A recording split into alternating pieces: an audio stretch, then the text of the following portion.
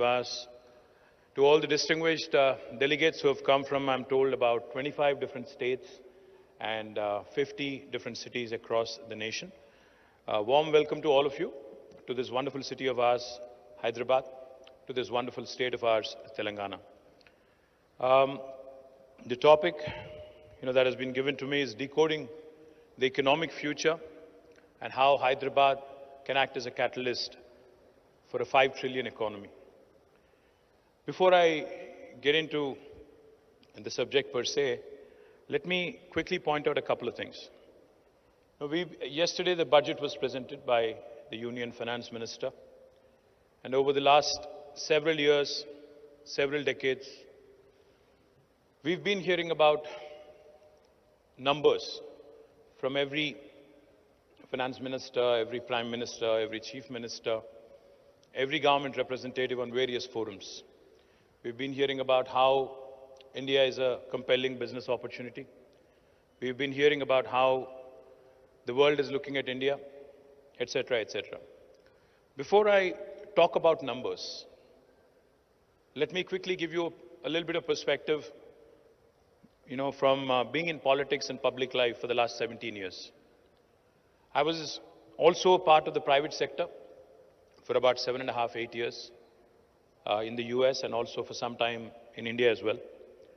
The one thing I've realized, both in public life and also when I was in the corporate sector, is that the biggest challenge for a leader, irrespective of who it is and what they run, at what institution they head, it could be a government headed in a state by a chief minister, it could be a government headed in a country by a prime minister or a president, or it could be a corporate entity headed by a chief executive officer. The biggest challenge for any leader across the world is not wealth management or capital management. It actually is people management. Because the best of the people, in fact, deliver the goods and basically make an enterprise or an institution or an entity successful. That's a fact. Now, the case in point, I'd like to narrate a quick story. We always measure our economies in terms of trillions. We hear terms such as GDP, the gross domestic product, the gross state domestic product. We also hear terms such as per capita, etc., etc.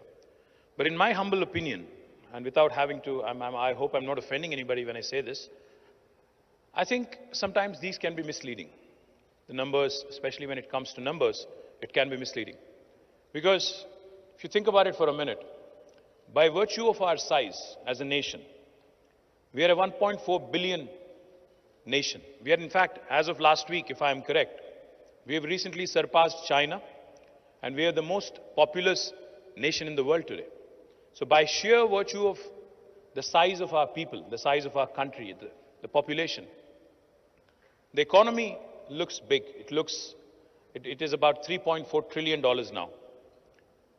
But if you look at the per capita, by GDP, by economy, we're the 5th largest in the world. But if you look at per capita, we're actually the 142nd country in the world by per capita. Our per capita is only 2,400 USD. So the real measure, if you ask me, how does one understand the trillions of dollars of economy that is being talked about? How does one balance GDP and wealth? Now, for those of you who are wondering, what is the difference between GDP and wealth? If you ask me, GDP is a reflection, gross state domestic product, the 5 trillion, the $10 trillion, etc., are a reflection of the economic activity of a nation. It could be in the previous year, or GDP forecast could be about economic activity that is likely to unfold in the next quarter, in the next couple of quarters, or next 1 year, etc., etc. But what is the wealth of a nation? The wealth of a nation is actually a collection as a combination of its assets, both natural resources, its human resources, and how they are likely to influence the economic activity over a longer term, how the depreciation of these assets, these resources, the depletion of these resources, and how the utilization of these resources is intricately linked to ensuring long-term sustainable growth in line with the developmental aspirations of that particular nation. So let me not confuse you, without giving you examples. I'll give you two examples. Back in 1987, China and India, exactly 35 years ago, two countries with similar size of human resources, had the exact same size of GDP, 1987. But if you actually now move 35 years ahead and look at the current times and current date, China's economy is almost at $18 trillion, and we are languishing at $3.4 trillion. China's per capita is 13,000 US dollars. Our per capita is 2,400 US dollars. So what am I talking about here? What did China do that India didn't in the last 35 years? In my humble opinion, if I have to sum it up properly in one single line, I think China managed its aspirations, its developmental goals, and ensured that the natural resources and human resources were put to good effective use, and has competed with the West and the best in the world to ensure it reached where it is. But even China has a long way to go. If you look at the size of the economy versus the size of the people, huge difference. I'll give you one example of another Asian country which has done tremendously well purely because of the intellect of its people. Japan. All of you know the story of Japan, at least most of you, I would imagine, would know the story of Japan. It's a country with about 12.57 crore people, not even 1/10 of India. And it's a country whose geography, in fact, is so complicated that 75% of the country is uninhabitable. 75% of the country is mountainous. The topography is such that it's a very, very densely populated country across the coastal areas. And China, unfortunately, Japan is one of those countries which is surrounded by oceans.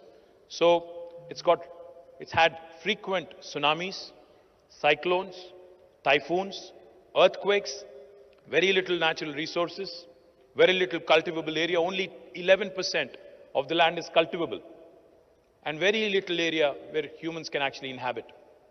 And on top of all this, if you remember, in World War II, Japan is the only country on the planet which had been bombed.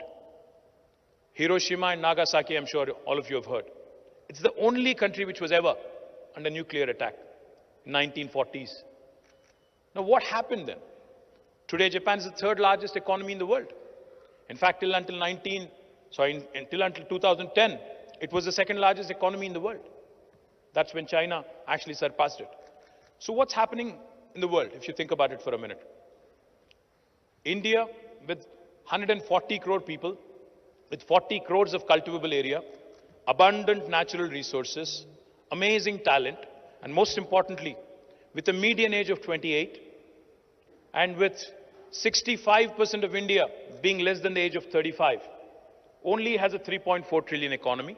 But Japan, with 12.57 crore people, with a median age of 49, has a 4.3 trillion economy with a per capita of 39,000 US dollars.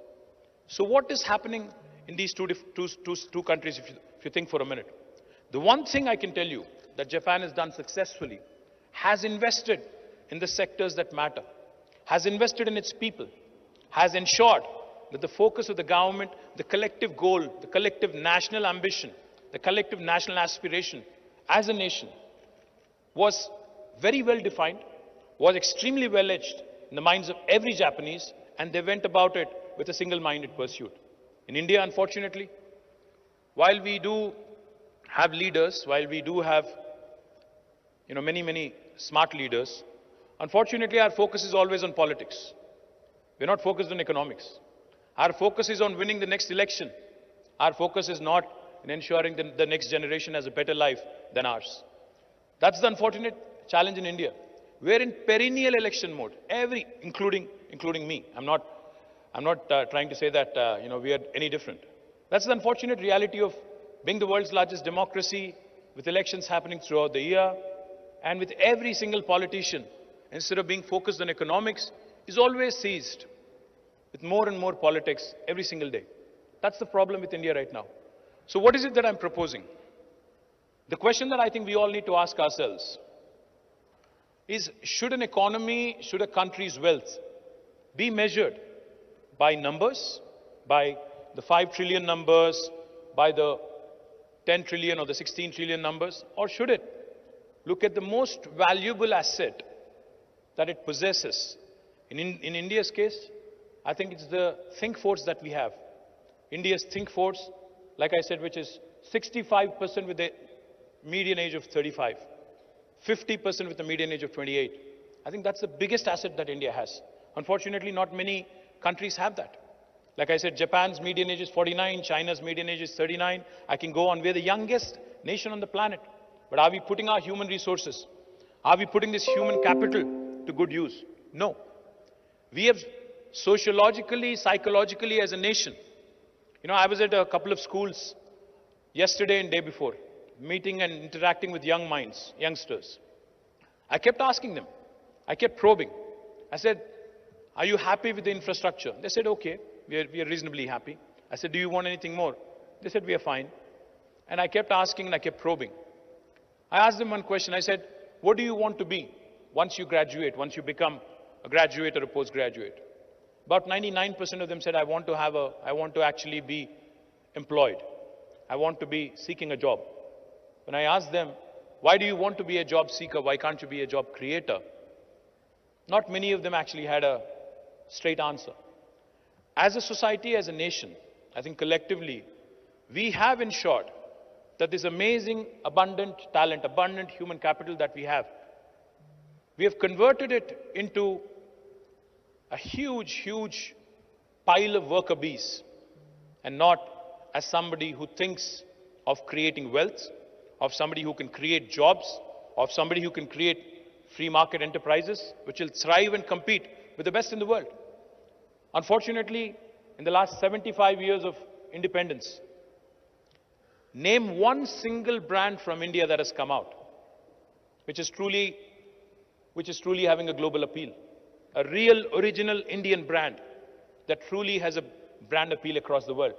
If you ask me, look around. You will be holding an Apple phone. You will be holding a Sony phone or a Samsung phone or, you know, one of those amazing brands. You must have come in a Toyota or a Honda or even a Suzuki, I don't know, BMW, Mercedes. All of these brands are alien. All of these brands are alien and have been created by small countries, a very small sized population. If you think for a minute, what is Taiwan famous for? Taiwan is famous for semiconductors. Taiwan is famous for electronics. What is Singapore famous for? A small country with about, I think, less than the size of Hyderabad. Half the population of Hyderabad is today almost $1 trillion economy. So what are we talking about here? Singapore can be $1 trillion economy, and a country like India is still dreaming and still talking about $5 trillion. It will happen. 5 trillion will happen. No matter if there is a government in Delhi or Hyderabad, it will happen. Even if there is no government, even if there is no prime minister, even if there is no chief minister, the 5 trillion dream will happen. It doesn't take a government to make that happen. Because it is the industry, it is the private sector, it is the people of this great nation that actually will make it happen. But the question that we need to ask ourselves is, are our leaders, is the leadership of this great nation, in fact, giving us a vision of reaching that $25 trillion or $30 trillion or being the highest per capita in the world? It's not about the 5 trillion size. It's about the per capita, how the wealth is distributed among its citizens. On the one hand, India has some of the richest people in the world.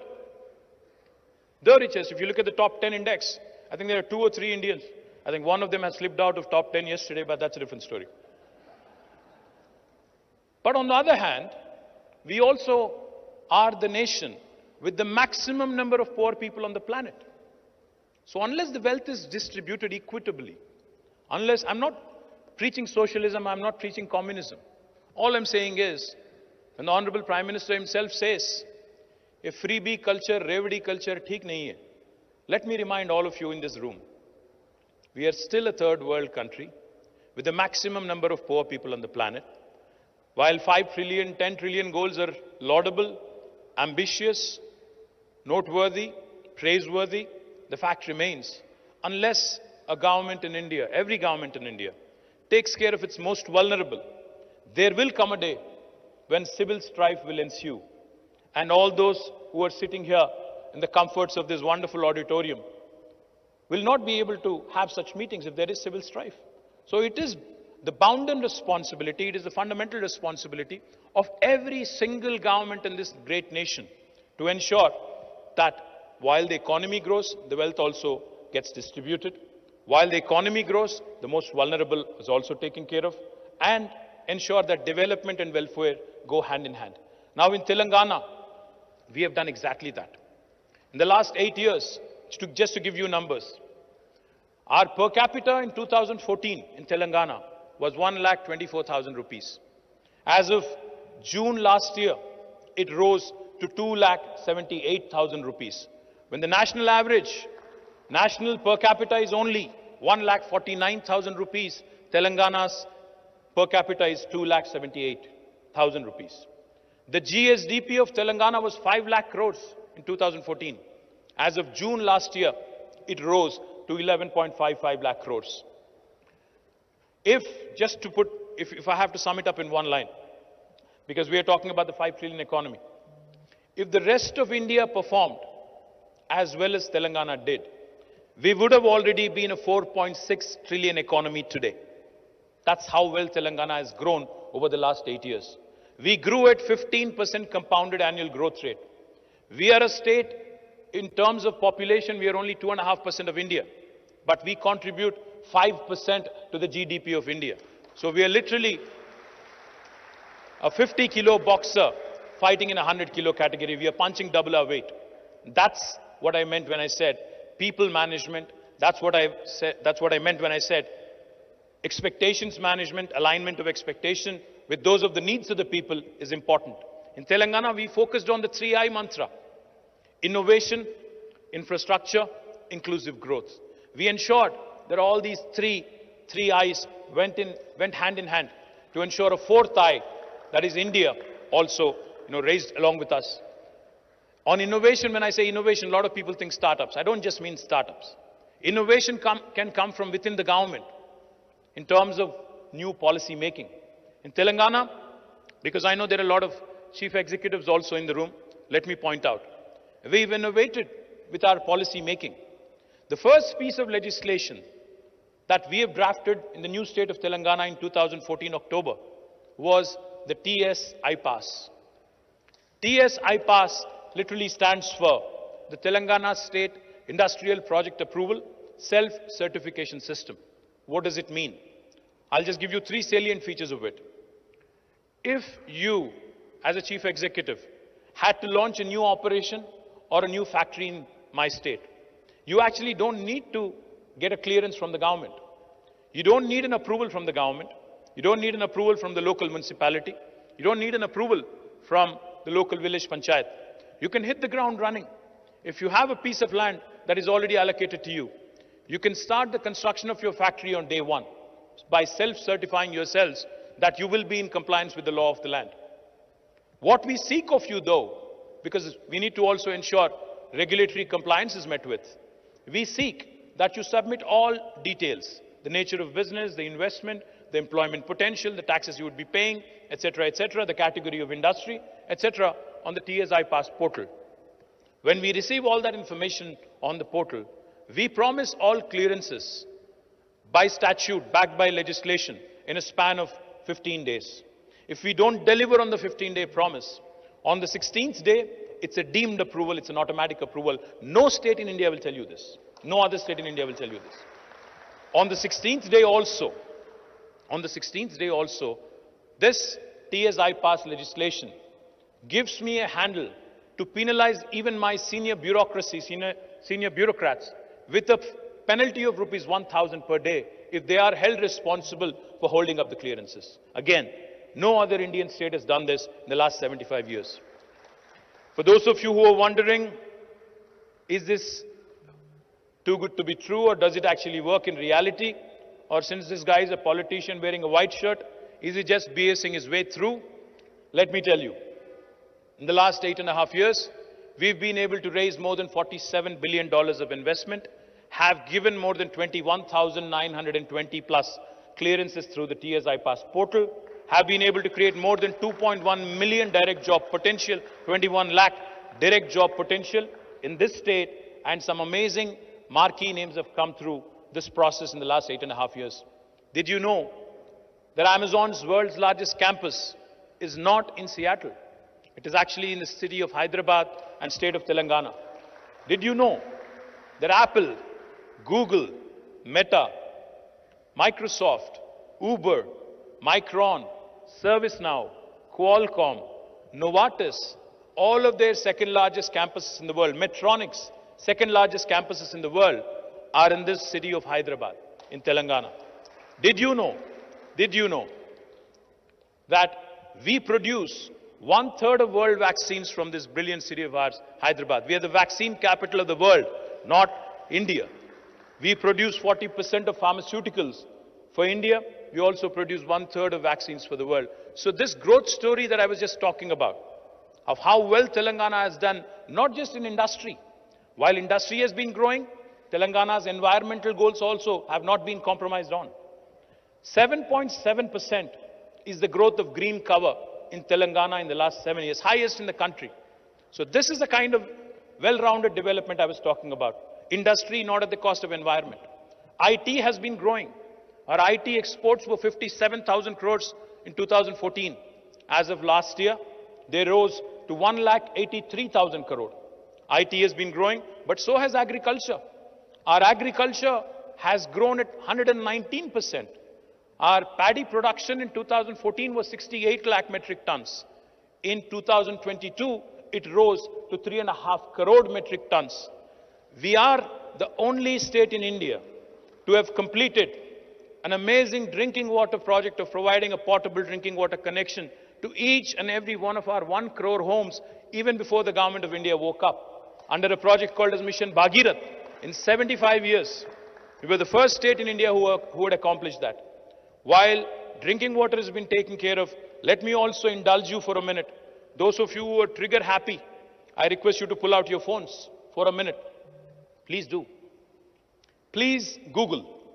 Please Google. World's largest lift irrigation project. And please tell me the answer, one of you, after you Google. World's largest lift irrigation project.